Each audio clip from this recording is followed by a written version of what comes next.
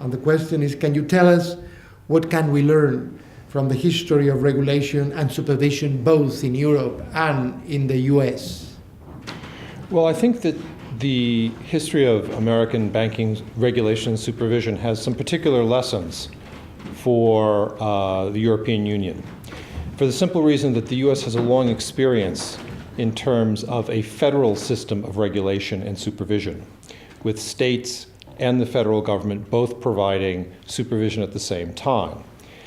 This is very much like what we're experiencing now, where each nation has a degree of supervision, and you also have supervision at the center. The result of it in the US has been a tendency to what we call competition in laxity. That is competition which tends to decrease the regulation. And this has been a persistent pattern. We have strong regulation. Over time, the regulatory authorities basically compete with one another. The result is that it increases, sets the ground for a real financial expansion and a crisis. This is certainly what happened prior to the crisis of 2008, is there was a tremendous relaxation among regulation and supervision among these authorities.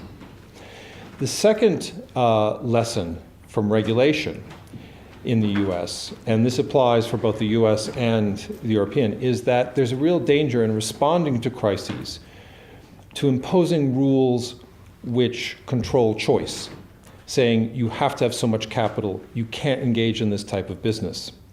Because that will, in the short run, control risk-taking. In the long run, however, financial institutions and markets will find ways around that.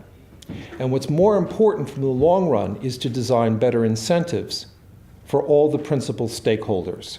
That means the depositors, the shareholders, the directors, and the bank officers. Those kinds of incentives are what make a difference. Okay, second question, Eugene. What do you think about the future of the European monetary area?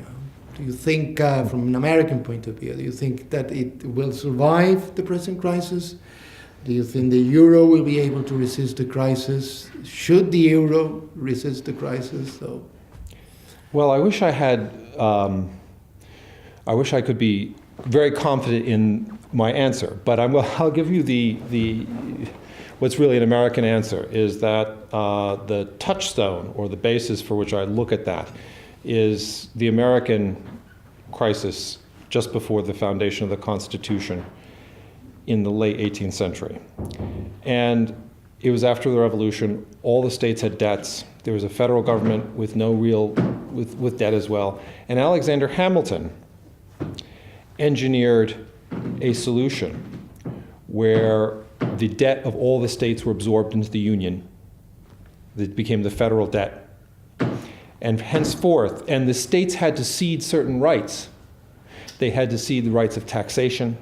They had to cede rights to land in the West, but they had to do an exchange. And the states benefited. But the result was that afterwards there'd be no bailout.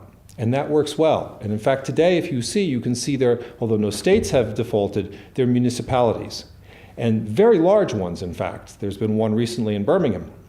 But these don't cause a crisis at the state level or really a crisis at the federal level because the rules are understood and the markets understand.